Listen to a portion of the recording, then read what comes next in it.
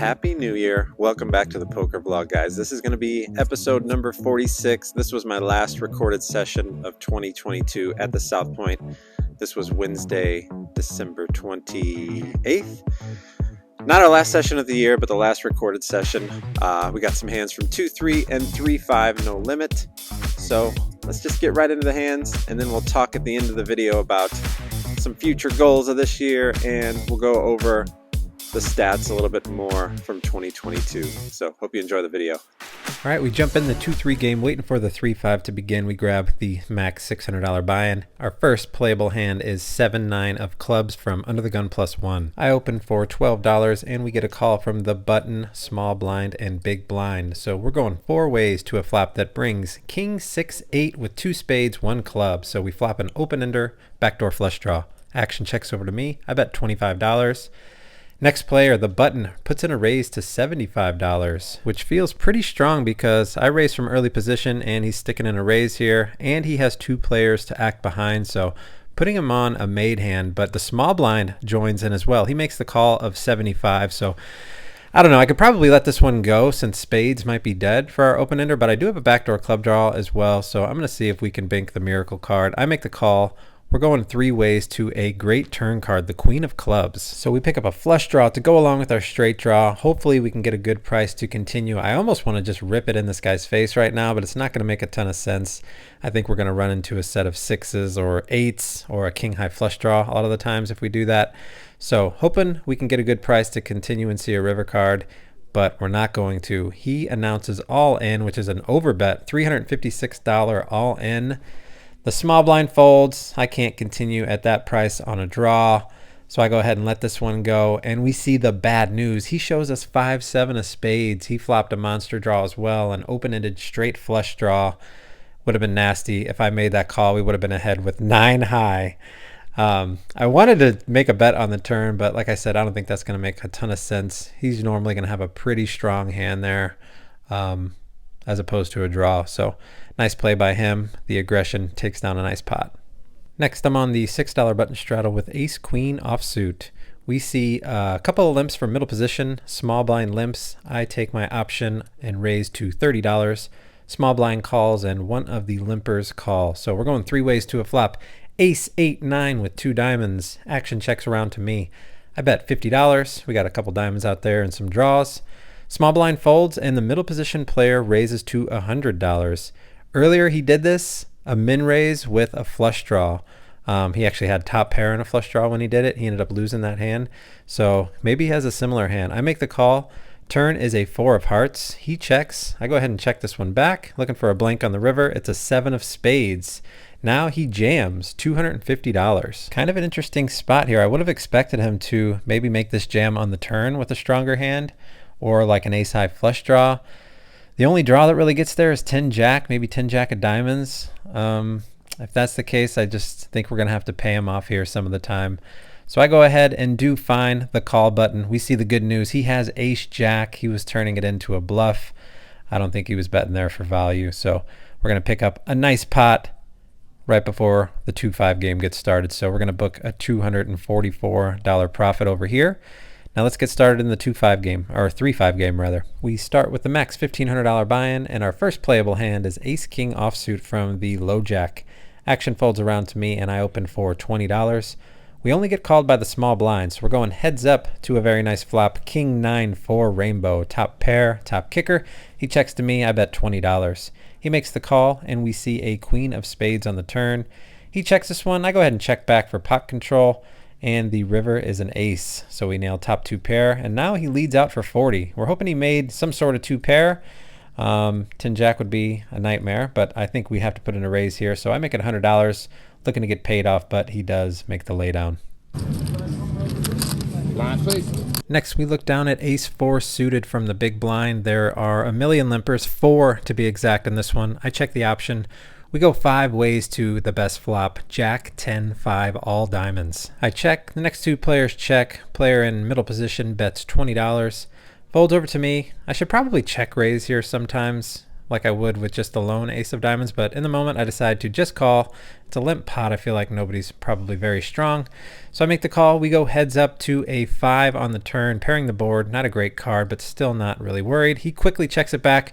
River is a blank 4. I go ahead and lead for 50, looking to get paid off by a jack, but he wants to play for more. He rips it all in for $280. I snap call because I can't really see any full houses out there. He rolls over pocket jacks for a full house. That's going to be good, sir. Nice hand. Limped pot with jacks there. Not many full houses, so unfortunate turn card on that one. All right, next we pick up pocket aces, looking for redemption. I am in the low jack. Action folds around to me. I raise to $20. We get a call from the hijack and the small blind. So we're going 3 ways to a flop. King, king, 6 with 2 spades. Not the greatest flop, but when action checks to me, I'm going to bet small with most of my hands. So I bet $20. The hijack gets out of the way and the small blind makes the call. Heads up to a 4, clubs on the turn. He checks. I go ahead and check it back. Not looking to get check raised on this turn. Keep the pot small. River is a 5 of diamonds. He checks again. Not sure how much I can get here on the river from a 6. Maybe he just missed a flush draw, so I keep it small with a bet of $30. And he does find a call. Said he had pocket jacks again. This time they're not going to be any good. Aces hold, and we win a little bit of our money back. Jacks. Next we have an ugly one, Jack 5 suited, but we're in a pretty crappy game. It's really tight. Action folds around to me. I raise to $20. We get a call from the button and the big blind. Gonna freeze it here for the first part of this hand. I was shuffling chips right in front of the camera. I know how much you guys hate that. So here we go. 3 ways to a flop that brings 6, 7, 8, but no spades. So when action checks to me, I go ahead and check this one because I'm not going to hit this flop very often. We don't want to put a lot of money in with the bottom end of a straight draw as well. So I check. The button checks. Turn is a 3 of spades. Here comes the big blind with a bet of $30. We're open-ended with a jack might be good. I go ahead and make the call. The button folds. River, we nail the good side of it. 4 of clubs on the river. We hit the straight. He checks. I size it up a little bit, bet $80, and he pays it off. And we win a nice little pot with a garbage hand. But I don't recommend playing them very often, guys. All right, next we look down at ace deuce of diamonds on my $10 button straddle. Under the gun +1 opens for 40. Action folds around to me, and I go ahead and defend. Although I think I should probably 3-bet here sometimes to isolate in position, but I make the call, and the small blind, he puts in the squeeze, makes it $150 to go. The original raiser makes a call. He's a player I really want to be involved with. I could probably let this one go, but we're all super deep, over 1,500. So I decide to put in the call as well in position with a suited ace and take a flop. Again, this is not going to be recommended by me that you make this play, but in position suited ace with a few players I want to be involved with, over $1,500 stacks. I'm comfortable navigating post flop, and if I lose, so what? I can battle back. So we're going 3 ways to a very nice flop that comes 5, 6, 5 with 2 diamonds. The original raiser comes out firing with a bet of $175. It's going to be a pretty strong overpair, it feels like. I don't think he's going to barrel with ace king into 2 players. So he makes the bet, and the next player makes the call for $175. We are in position, nut flush draw, not going anywhere. I go ahead and make the call. Not going to turn it into a bluff just yet. I'm never going to raise here with a full house, like 6 is full. I might with a 5, but I just don't feel like he's going to buy the fact that I have a 5. He'll probably put me on a flush draw. I go ahead and make the call. We see a deuce of spades on the turn. Small blind goes into the tank for a little bit. It's got to be hating it with 2 callers behind on a board like this, but he does find a bet of $400. It's an interesting size because he leaves himself only about 600, 550 left. Next player gets out of the way, so now I know I can't turn the hand into a bluff. We don't have any fold equity. He's going to have to just put it all in with whatever overpair he has and hope he's good. So after doing some calculations, though, if any ace, deuce, or diamond is good, we have, 14 outs times 2. We got about 28% equity. The pot is $13.75 after that bet, so it's $400 to call. All that's going through my mind. I think we're getting about the exact price to go ahead and just make the call here. Ripping it in doesn't make any sense. So I just make the call, hoping to get lucky and hit something, but we don't. The river is the worst, the 5. So we do have a full house, but when he checks to me, we can't turn this into a bluff. That's not going to work. I check it back. He has pocket 9s. It's going to be good for a massive pot, but I think we can look back to pre-flop on this one. Had I 3-bet, that puts nines in a very tough spot there out of the small blind. He might even let it go, or even if he does call, we can be in control and have all the pressure in the hand. Maybe we could take that pot down. So I think pre-flop, either let that one go or 3-bet. But post-flop, I think everything was fine. Next, we look down at a nice hand out of the small blind, Queen Jack suited. Middle position player opens to 15. Hijack makes the call. I call, and the big blind calls. We're going 4 ways to a flop that brings 10, 8, 6 with a few clubs, 1 diamond. I check. Next player checks. Middle position. Original raiser bets 30. Next player folds. I make the call here with a couple overs and a gut shot backdoor diamond draw. And the big blind makes the call. So 3 ways to a 4 of diamonds on the turn. We pick up a flush draw to go along with our straight draw now. I check. Next player checks. Original raiser bets 50. It's a tiny bet. I feel like we can put some pressure on a lot of his 1 pair holdings here. We're out of the blinds. This board should favor us. So I go ahead and put in the raise to $200. Hoping to take it down right now. If we get some action, we have a lot of outs. So I make it 200 and both players let it go. So nice little pot there with queen high. That was mine. I was like, fuck. 600 or nothing. That was the player on my left saying I stole his move on that one. Next, we look down at ace king of diamonds out of the small blind. We see a limp from under the gun +1. Hijack makes it 25 and the button makes it 75. Both of these players are capable. I know they're going to be raising a lot in position with some mediocre hands, so I'm going to go ahead and put in the strong, cold 4-bet. I make it $300. Original raiser quickly folds, and the button lets it go as well. So pick up $10 there with no flop. All right, we go card dead for a little over an hour before looking at ace king again out of the small blind. This time the new player from under the gun opens for $20, and then we see 4 callers behind. So when action gets to me, we're definitely putting in a sizable raise here. Hopefully get it heads up or take down the dead money. So I take it up to $150 to go. And here comes the original raiser with a 4-bet of his own, making it $450. Didn't want to see that because he basically committed himself. He only has about 500 behind. So when action gets to me, I don't feel like jamming's really a good play since he's never going to fold, and we can't even beat a pair of deuces right now. So I decided to just call the 300 more and take a flop. Hopefully we hit, and we do. We go heads up to a flop that comes king 10-7 with 2 spades. I check, and he quickly checks back, looks uncomfortable. So it feels like it's probably pocket jacks or queens. So when the turn comes a 9 of hearts, now if he does have one of those hands, he picked up a gut shot. So I'm going to have to make a bet here. A jack or a queen on the river would be a disaster. So I make it 300, and he does open fold pocket queen. So we're going to pick up a nice profit over $500 there with ace king. Next, we look down at another pretty hand out of the small blind, king queen of diamonds on this one. Under the gun goes 20. Hijack makes the call. I call. We're going 3 ways to a nice looking flop, 10 jack 5 rainbow. It always feels nice when you have that open ender to the nuts on a rainbow board. I always feel like it's going to get there. So I check. The original raiser checks, and the player in position bets $40. I feel like it's a good spot to check raise right here with a couple of overs, backdoor flush draw, nut straight draw. So I make it $125 to go. And the next player folds, and the button makes the call. I feel like a lot of times he's going to have like, queen 10, 9, 10. 10 jack would be bad, but I feel like he'd probably re-raise there. So we're going heads up to a 5 of hearts on the turn. It's not really a great card, but don't feel like he continues very often with a 5. So I go ahead and continue with a bet of 145, and he does make the laydown. All right, to the last interesting one of the night, we look down at another nice suited hand, king jack of hearts from the cutoff. Under the gun +1 opens for 20. I make the call, button calls, and the blinds get out of the way. So we're going 3 ways to a flop that comes 10-5-4 with 2 hearts. Another great looking flop, 2 overs and a flush draw on a board that shouldn't really connect with an early position raise. So when he makes a bet, I feel like it's another good spot to raise here, just like I would with some small sets. So I make it, he leads for 30, and I make it $100. And here comes the button with a cold call, which is pretty alarming. He hasn't really put in a lot of money yet. So for him to call a bet and a raise, it's going to be a pretty strong hand and unlikely to be a flush draw. So we might be looking at a set right now. So the original raiser gets out of the way. We're going heads up to the money card, the ace of hearts on the turn. I don't even know what to do. It's so unexpected to just spike the nuts on the turn. But I feel like he probably doesn't put me on many flush draws now. A lot of times I'd probably raise with the ace high flush draw, but not the king high very often.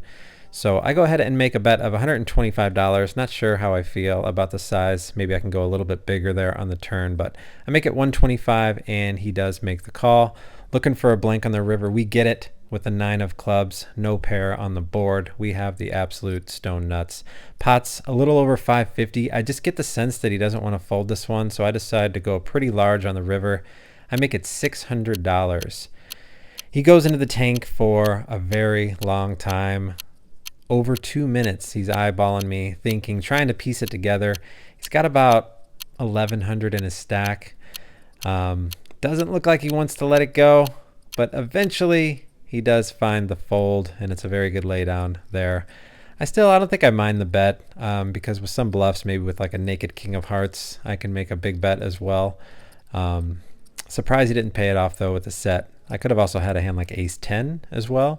I think he was going through all the scenarios and ended up making a very good laydown. So that's going to be the end of this session, guys. We were in for 2,400 in the 3-5, out for 2,033. So we lose a little over 300, but we won 244 in the 2-3. So we only lose 127 on the night. So not bad considering I was stuck, about 800. Made a nice little comeback. If you're interested in the yearly stats, stay to the end for that and a cool trick shot. All right, guys, that's it for episode number 46. Hope you enjoyed all the hands. Appreciate you guys checking out the video. If you did enjoy it, make sure you hit that like and subscribe for more poker videos in 2023. We got a big year planned ahead. But first, let's get into the stats for 2022. I normally share the stats at the end of every session, but we'll go in a little bit deeper and show the location, days of the week, etc. Go through the Poker Income app. So let's pull that up right now and go over the stats. All right, here we go. The overall cash game report. We picked up $11,864 in 2022 playing No Limit Texas Hold'em. $36 per hour. Not bad. That's about what I make dealing, I would guess. Really close to that. So if we can improve our game a little bit, get some more hours in, I think we can have a big year. $131 per session. We're at 325 hours. Like I said, I'd like to double those hours in 2023. And see how we do there. Probably jump into some more 510 as well. What else we got here? Big bets per hour. I guess that takes an average of the games you play, how many big blinds you win per hour. So almost 10 big blinds per hour, which is pretty solid. So let's move on to the next one. Here we go. Profit by location. South Point, obviously I have the most hours there. It's the closest to my house. The games are typically a little bit softer. Maybe I shouldn't go anywhere else. No, but we're doing good at the South Point. Almost $60 an hour. Bellagio, we don't have a ton of hours in there. Winning at the Wynn, the Aria, and Resorts World. Only one session from there.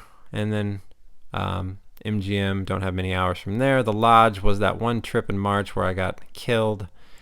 And then Mandalay Bay, I had a couple brutal sessions there. Lost a couple $3,000 pots. One was just a ridiculous beat. So there's all the locations. Here we go, profit by game. Obviously all No Limit Texas Hold'em here. At least we're in the green and all the stakes. At the bottom though, a lot of the hours from 2-5. I think my biggest hit was in March when I went to Texas. Playing 2-5 there was actually massive. It was like a 10-20 game, and then including the Omaha bomb pots. I think I lost like 4,000 in Omaha bomb pots, but that's included in my 2-5 no limit session because we were playing 2-5 no limit. So what's next? The days of the week. All right, so no surprise here. Most of my hours are on Wednesday because I typically work Friday, Saturday, Sunday, Monday. Then I take Tuesday off at home with the family, then usually get out to play on Wednesday. So there's our most hours, usually at the South Point. It'll be nice once my schedule gets adjusted a little bit to get out on Friday and Saturday with the drunken tourist. So there's our profit by day of the week. And then the monthly profit. Pretty good overall. Had a couple bad months there. March was in Texas when I got murdered in PLO bomb pots. And then June was the World Series. Didn't have a really good run in cash in that time as well. September is when I jumped online and started playing on ACR, a ton of PLO. So I kind of took a little break from live there for a while. So there you have it. There is all the stats from 2022. All right, so a winning year, I'll take it. Not bad, 12,000 bucks for some part-time income there. Goals for 2023, double those hours. I want to get over 500 hours of live cash play, double the amount of tournaments I played last year. Pretty awesome. I got to play the main event, so I definitely want to get into that one again. Hit a big tournament in 2023, and transition into poker and YouTube full-time would be the goal at some point in this year. So going to try to make that happen. Going to work hard. I feel like I've come a long way since I started vlogging a little over a year ago. So yeah, it's been fun to get back into poker seriously, and that's what we're going to have to do if we're going to get to it full time. So it's been fun chatting with you guys in the comments about poker hands. Conversation and hours at the table has always been my studying. That's how I always improved my game, talking with other winning players about situations, and you know, just putting in the hours at the table, getting comfortable in all the spots you can. So let's take that into 2023. Let's go after our goals. Good luck to you guys and all your goals. Hope you bank some tournaments, crush the cash games. Still going to try to put out one video per week, and hopefully more soon as our schedule gets a little bit lighter and I can put some more hours in at the table. So make sure you hit the like and subscribe notification bell, because I'm not really going to have a schedule. As soon as I play, I'm going to work on the video and then put it out for you guys. So that's it. Appreciate everything in 2022, guys. Let's do it big in 2023. We'll see you on the next video. Have a good one.